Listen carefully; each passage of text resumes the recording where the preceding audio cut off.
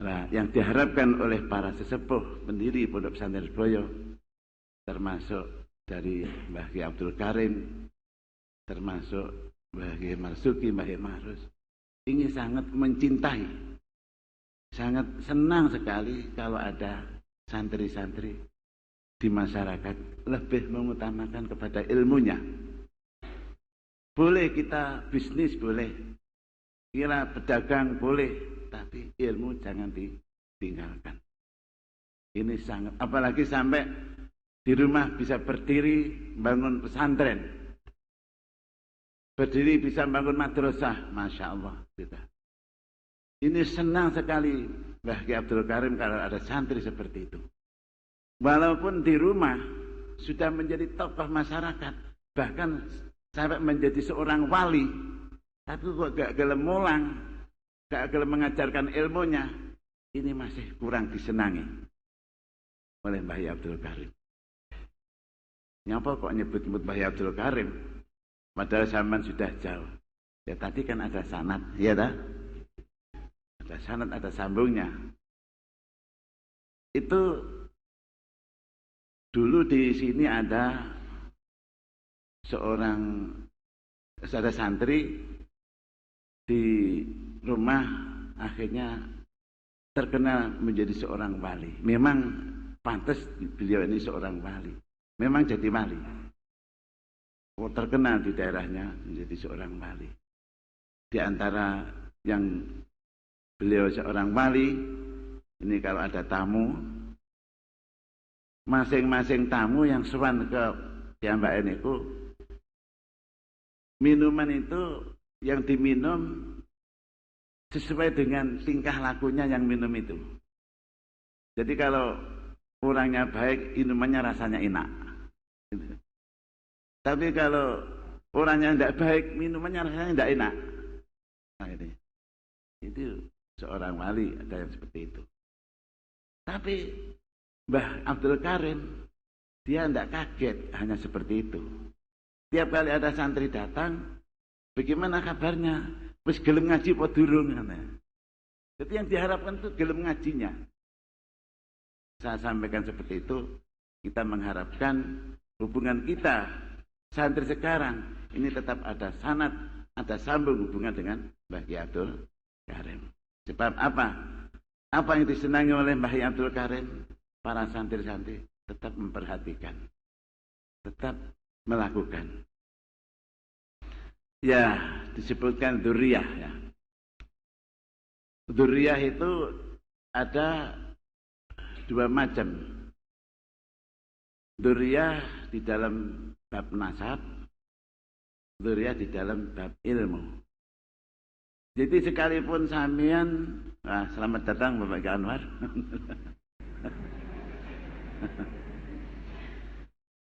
Dzurriyah itu sekalipun sampean itu bukan keturunan nasab dari Mbah Ki Abdul Karim, ya. Tapi sampean ada menyadap ilmu, yang ilmu itu ada urutannya dengan Mbah Ki Abdul Karim. Ini namanya termasuk dzurriyah. Wa alhaqna bihim dzurriyyatihim, itulah ayat Qur'annya. Dia akan ditemukan, akan dikumpulkan besok di surga. Tapi syaratnya dengan syarat biimanin, sama-sama imannya. Maka mudah-mudahanlah kita semua termasuk dzurriyah Mbah Ki Abdul Karim. Jadi jangan dikira yang dimasukkan dzurriyah itu dzurriyah fi babil nasab, enggak. Sampeyan termasuk dzurriyah Mbah Ki Abdul Karim fi babil ilmi. Ini yang kita cari-cari. Harapan kami kepada teman-teman kelas 3 aliyah, sebentar lagi zaman sudah meninggalkan bangku sekolah. Maka oleh karena itu, seperti kemarin, dan saya juga seringkali minta seperti itu, usahakanlah kita meninggalkan bangku sekolah ini dengan husnul khotimah. Kekurangan-kekurangan kita kontrol, kita koreksi, baik kekurangan kita di dalam ilmu maupun di dalam amal.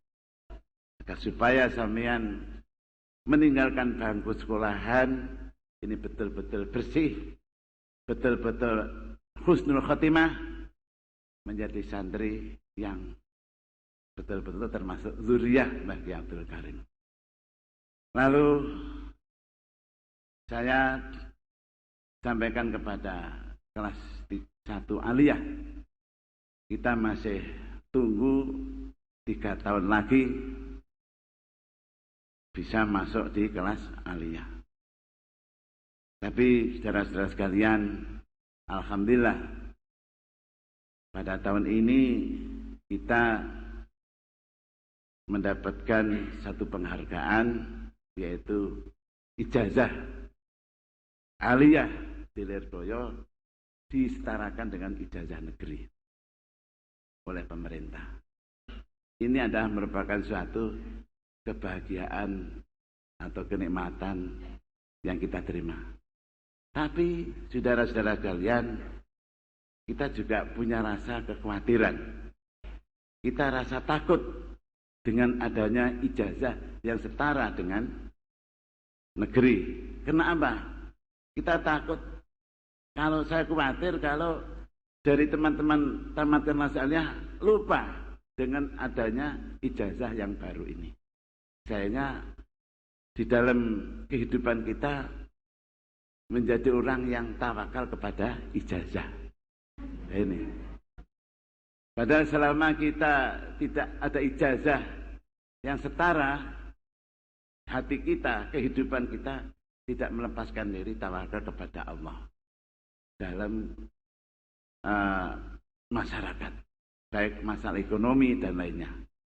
Jadi janganlah kamu anggap bahwa ijazah yang setara itu adalah satu-satunya suatu yang bisa merubah kepada nasib, jangan. Wah, dengan adanya ijazah ini berarti saya akan bisa merubah kepada nasib saya. Tidak. Yang merubah nasib dirimu adalah amaliyah, akhlak yang kamu miliki itu, bukan ijazah. Jadi nasib jangan menggantungkan diri kepada ijazah. Terserah, ijazah hanyalah suatu kesempatan saja. Kalau itu bisa dimanfaatkan, kalau bisa digunakan. Tapi hati kita tetap segala-galanya adalah menggantungkan diri kepada Allah Subhanahu wa Ta'ala. Ini pesan saya. Malah-malah ada orang bincang-bincang yang cerita pada saya itu bukan orang Islam, orang Amerika sendiri. Ternyata orang-orang yang bisa menciptakan lapangan pekerjaan, mereka bisa mempunyai perusahaan besar. Ini kebanyakan bukan orang-orang yang berijazah.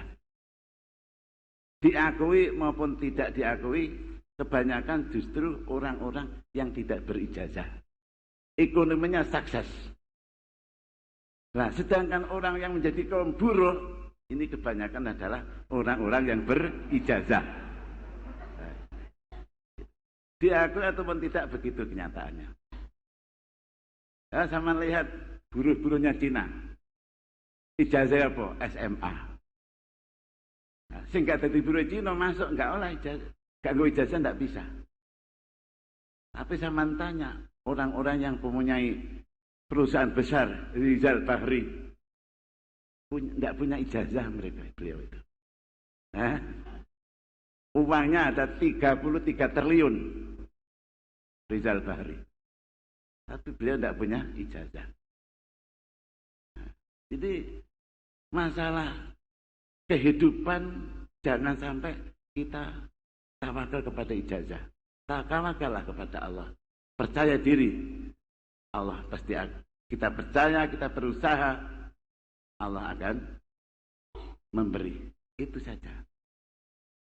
Saya pernah, kalau tidak salah, insya Allah juga bersama-sama dengan Ki Anwar, Cak Aziz, tahun berapa itu, setelah Gestapo, bersama-sama daftar menjadi guru agama OGA.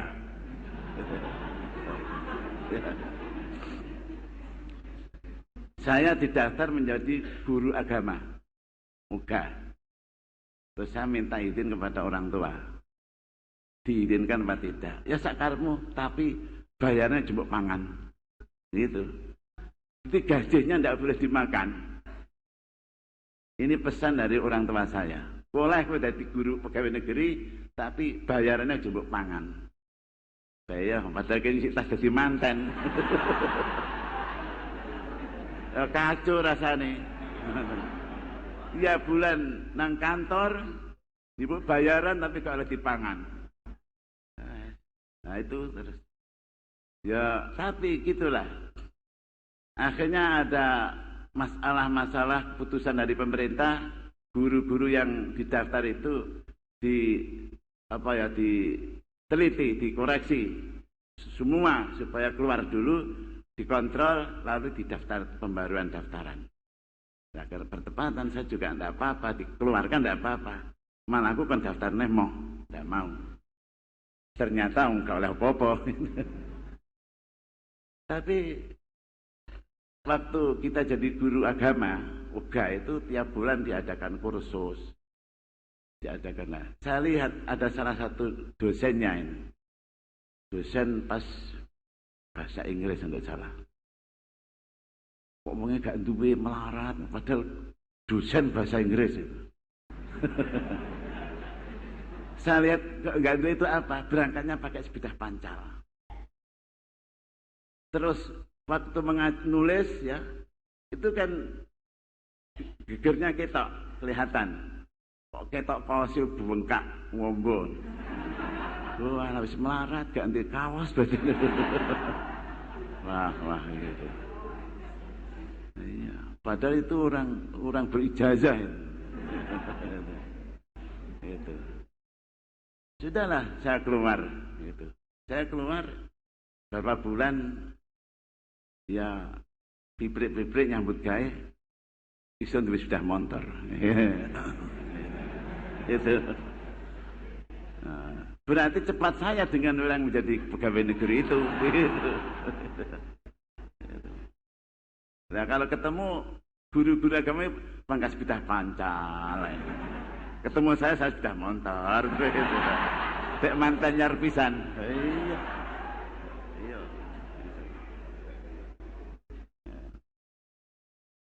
Saya sangat setuju, sangat mendukung, sangat cinta kepada apa yang dilakukan Kiai Mas Duki Mahfud. Kiai Mas Duki Mahfud ini seorang kiai yang beliau sendiri juga seorang guru tamatan dari IN, Kiai Mas Duki, dan menjadi dosen di Malang. Tapi Kiai Mas Duki, masya Allah, luar biasa. Dia berpuluh-puluh tahun menjadi pegawai negeri. Dia tidak pernah makan hasil dari pegawai negeri. Jempol itu Kiai Mas Duki. Dan mendapat bayaran dari dosen di IN. Hasil banyak tidak pernah dimakan. Itu Kiai Mas Duki. Dan anak-anaknya yang mondok ini tidak boleh dikirim dengan uang bayaran itu. Dan anaknya laki-laki diharuskan mondok semua. Setelah mondok diperbolehkan kuliah. Mondok dulu, ngaji dulu. Akhirnya bagaimana? Kebanyakan mondok Lirboyo. Akhirnya setelah dari mondok lalu kuliah, ini ilmunya sudah kuat. Ada yang menjadi dokter, ada yang menjadi anggota DPR dan sebagainya. Tapi dia adalah jiwanya jiwa seorang ulama. Menjadi seorang sarjana, tapi jiwanya adalah seorang ulama. Inilah yang bisa setuju sekali dengan apa yang dilakukan oleh Kiai Mas Duki. Memang gaji pemerintah ini tidak sama dengan hasil keringat sendiri. Saya punya teman pulang dari Lirboyo langsung menjadi pegawai negeri. Sampai pensiun menjadi pegawai negeri. Ini anaknya disentuhkan ke pondok saja tidak ada. Sebab makan itu akan membawa pengaruh. Makan membawa pengaruh. Nah, untuk menghindari itulah Kiai Mas Duki, anaknya jangan sampai dimasuki dari gajinya. Biar tidak kena pengaruh.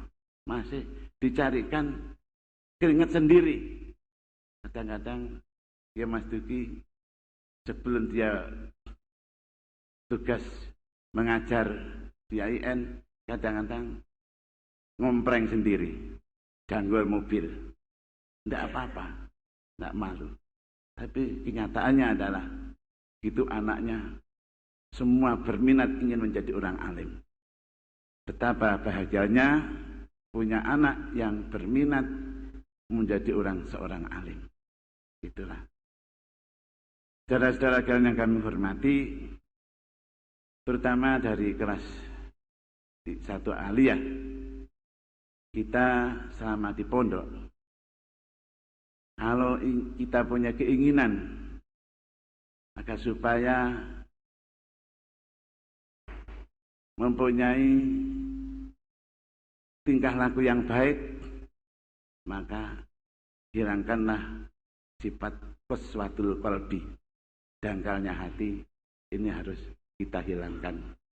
Qaswah, hati yang keras, hati yang atos. Sebab itu adalah penyakit yang sangat berbahaya untuk orang-orang yang sedang belajar.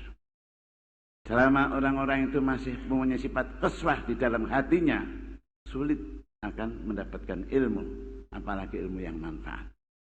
Kenapa? Biasanya orang itu kalau qaswah di dalam hatinya, ini angel diatur. Diatur angel, dituturi angel, mlebu sekolah dianggap gak mlebu sekolah dianggap biasa. Diseneni gurune dianggap angin. Ya, guru marah itu dianggap angin, angin datang gitu. Digrujuk ke mana, dianggap sepele. Ini orang yang kena penyakit qaswatul qalbi. Nah ini secara medis. Wala Rasulullah sallallahu alaihi wasallam. Zaman Rasul ya secara medis loh. Ya. Salasun yurisul qalba, yurisul qaswah fil qalbi.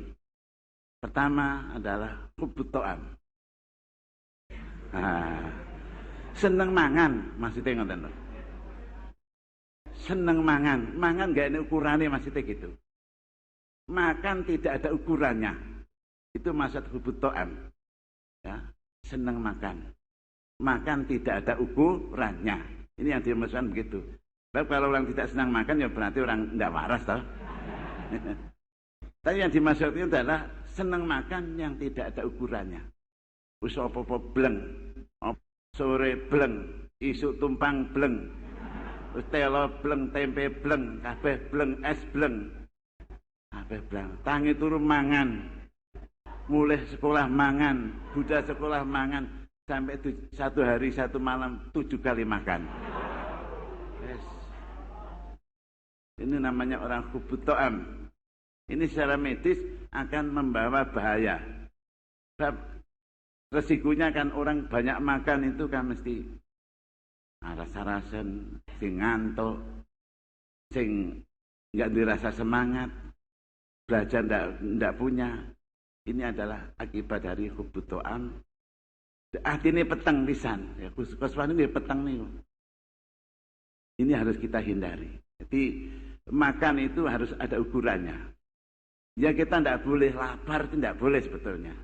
Yang baik itu adalah sunnatir Rasul, orang itu tidak terlalu kenyang, tidak terlalu lapar, sedang. Ini yang baik. Sebab kalau terlalu lapar akan menimbulkan penyakit. Tapi kalau terlalu kenyang juga sama. Tapi kalau sedang, ia akan menyehatkan badan. Menurut Imam Ghazali, perut kita harus ada ukurannya. Sekian persen untuk minum, diisi minuman. Sekian persen diisi dengan makanan. Dan sekian persen untuk nafas. Orang kok 100% untuk makanan dan minuman, enggak. Nah itu.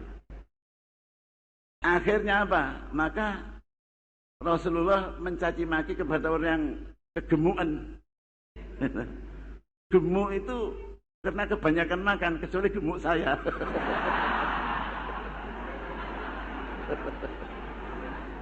Ini tiru-tiru dimasuki.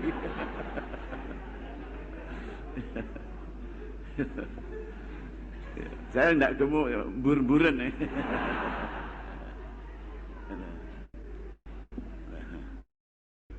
Nah, inilah resiko orang yang senang makan, derma makan ya, serakah makan itu. Yang kedua kalinya adalah hindarilah hubbun naum. Ya. Kalau zaman punya hati yang bersih, untuk bisa mendapat hati yang bersih, hindarilah hubbun naum. Ya. Ini kita hindari. Jadi satu hari satu malam ini tidur kita atur yang baik, kita jadwal, kita jadikan disiplin. Satu hari satu malam tidur hanya kita batasi dari jam sekian sampai jam sekian. Yang lainnya kita manfaatkan untuk istirahat ada sendiri, untuk tidur ada sendiri, untuk santai ada sendiri. Gitu. Ini namanya disiplin waktu. Kita atur yang sebaik-baiknya seperti apa yang pernah dilakukan oleh Hadratus Syekh Al-Mahfuz Mbah Marus Ali begitu. Mbah Marus ini lek mboten salah mondoke cuma 6 tahun. Tapi sudah menjadi orang alim. Kenapa? Karena beliau disiplin waktu. Beliau sering bercerita. Karena keinginannya itu santri zaman dulu itu bagaimana nafsu itu bisa kita kalahkan. Tapi kalau nafsu tidak bisa dikalahkan, ini akan merugikan kepada kita. Dia kalau bikin kamar, Mbah Marus niku, bikin kamar yang pintunya itu kecil, yang kalau sudah mlebu nggak bisa metu. Nah. Modelnya gitu. Nggak kamar, mulai kadung mlebu kamar nggak bisa metu. Kangelan metune. Upama panggung ondone cukup pring tok ae. Kadung munggah menek pring, gak usah dikek ondo. Engko lek wis dhuwur rasa-rasan medun. Lah apalagi kalau rasa-rasan medun, ya pegang kitab mutolaah. Ini orang dulu begitu cara mengajar nafsunya. Nah, kita harus bisa begitulah para santri-santri. Kalau kita bisa mendisiplinkan waktu, insya Allah zaman malah lebih nikmat, lebih enak. Leh mondok sedilut ndang terus kawin. Nah, enak tak? Nggak usah lama-lama. Nggak usah lama-lama. Untuk apa lama-lama itu? Yang penting aku wis ngalim, nguasane ilmu rapi beres. Itulah. 6 tahun sudah menjadi Kiai Mahrus. Waktu masih muda ya sama dengan kita ini, tidak ada panggilan Kiai Haji, tidak ada. Kiai Mahrus nonton mawon. Ya kayak sampeyan. Saya ke jenis Bahrudin, besok ada Kiai gitu sama Kiai Haji Bahrudin kan gitu. Nah, ini sama. Bos apa jenis Bahrudin itu. Itulah harus kita hindari. Pertama, kita jangan senang makan. Makan harus diatur dengan cara yang baik, dan naum juga kita atur. Yang ketiga adalah hubur rohah. Ini harus kita hindari. Hubur rohah itu maksudnya seneng nginakni awak. Seneng nginakni awak. Itu ora gelem ngrekoso ki moh. Awake nginakni tok. Pengen turu-turu, gak enak perhitungane. Pengen gak mlebu. Itu jenenge hubur rohah. Itu akan merugikan kepada kita sendiri. Ya. Gak dirasa prihatin, gelem-geleme susah lek kentekan panganan. Kentekan duit, kentekan wesel bingung gak karuan. Wong hubur rohah niku ngoten niku. Kalau 3 itu bisa hindari, insya Allah badan kita sehat, pikiran kita sehat, hati kita akan juga sehat. Thalabul ilmi membutuhkan badan yang sehat, hati yang sehat. Pikiran yang utuh, konsentrasi yang utuh. Ya, ini termasuk adalah salah satu cara kita mempercepat di dalam jalan thalabul ilmi. Hindarilah masalah itu. Hadirin teman-teman yang kami hormati, ini bukan saya ceramah tapi mengisi pelajaran. Bab ini tidak ada ceramah, yang ada cukup belajar. Jadi mungkin ini ustadz yang pertama saya, nanti ustadz yang kedua Ki Anwar Mansur. Ya. Jadi saya bicaranya ada sebagai ustadz itu saja lah. Ya, sekalipun begitu mudah-mudahan ada manfaatnya apa yang kami sampaikan. Walaupun hanya seperti itu saja. Yang kedua kalinya saya pesan ini kedua kalinya ya. Ini sering terjadi dialami oleh teman-teman santri, yaitu masalah wirid. Kadang-kadang santri itu baca wiridan, baca doa tanpa diijazahkan. Baca hizib tidak diijazahkan. Membaca dalail tidak diijazahkan. Pokoknya nemu keterangan langsung diamalkan. Ini jangan dilakukan. Kalau sampean itu ingin melakukan apa-apa, doa apa-apa, tanyakan dulu kepada yang mampu, orang yang menguasai tentang doa itu. Ojo tekok kancane. Lah tekok kancane wong sak padha kadang-kadang ya wis aku tak melok-melok malah ngono. Akhirnya stres kabeh. Ngoten. Stres kabeh. Ada anak kelas ibtidaiyah. Itu ini cah cilik-cilik nih kalau cah ibtidaiyah kadang yang sama cah telu cah papan nih kalau ada.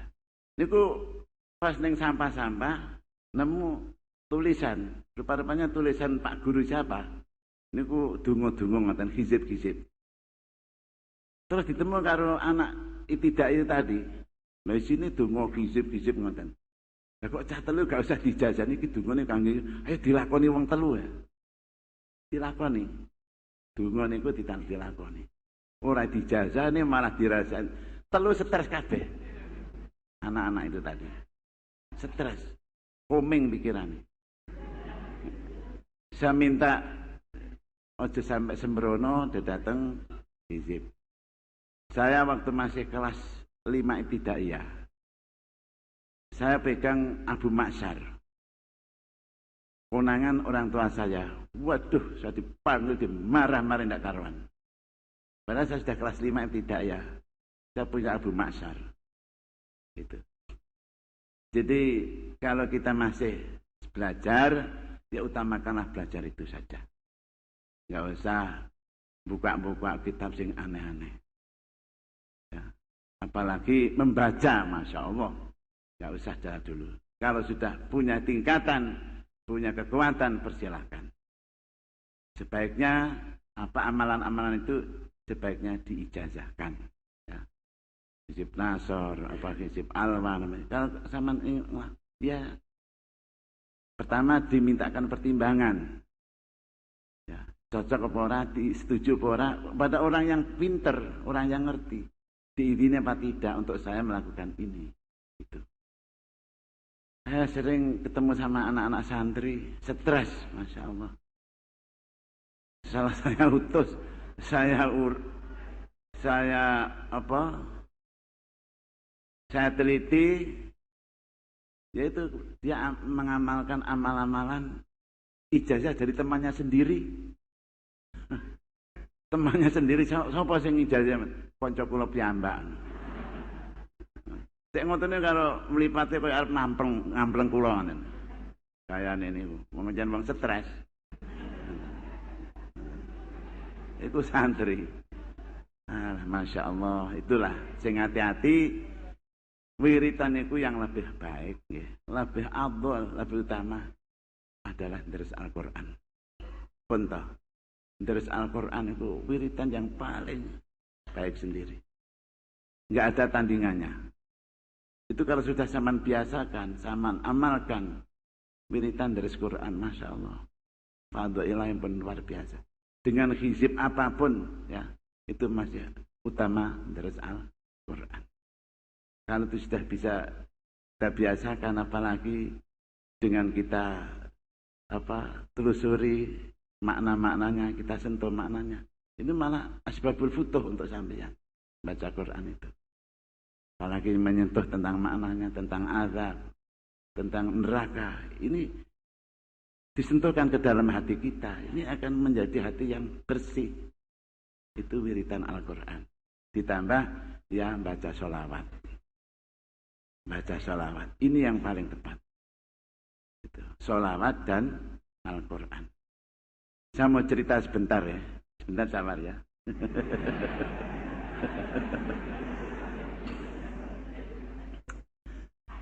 Di Pondok Lerbe dulu ada namanya tokoh santri walim. Satu namanya Mbah Wahab, dari Tulang. Ya, nomor 2 Mbah Mun Sarang. Nomor 3 Gus Ali Bakar. Malim-malim kabeh. Tapi di antara beliau-beliau ini yang satu zuriyahnya tidak ada yang seneng ngaji. Zuriyahnya tidak ada yang seneng ngaji. Wabah tidak ada, ingin ke pondok enggak ada, ingin enggak ada. Lalu pas sowan ke rumahnya Mbah Hamid Pesuruan. Mbah Hamid Pesuruan niku masih hubungan famili. Manggil Kang Wahab, apa sebabnya putra-putra Ki Ahmad itu jadi orang alim-alim. Kok ngene Mbah Hamid itu kan nyindir wong dan mau pleng ngoten. Ya Hamid Pesuruan. Lek mau itu tiyang niku ngoten. Kenapa putra-putrane Ki Hamid Kiai Ahmad Siddiq, Ki Ahmad ya niku kok alim-alim putrane. Sedangkan putranya yang kakaknya yang namanya ini itu tidak ada yang alim. Padahal dia juga orang alim. Jawabnya Mbah Hamid bagaimana? Karena ya Ahmad itu senengannya baca Al-Quran dan baca sholawat. Quran dan sholawat. Sedangkan yang satu itu senengannya baca hizib-hizib. Terutama hizib apa itu namanya? Hizib, bukan hizib Nasor. Pokoknya hizib itu loh, Maghribi. Ya. Itu sangat bukan Maghribi ya. Jal-jalut ya. Hizib jal-jalut ya. Ya termasuk Maghribi. Jal-jalut. Maghribi termasuk jal-jalut. Ini orang tua-tua dulu enggak kurang menyenangi dengan wiritan itu. Lebih senang wiritan Al-Quran dan hadis. Kalau ingin anak keturunannya kita menjadi orang senang mengaji Quran dan sholawat, itu sajalah. Ya, kiranya itu saja tambahan saya. Mudah-mudahan ada manfaatnya. Akhirul kalam. Assalamualaikum warahmatullahi wabarakatuh.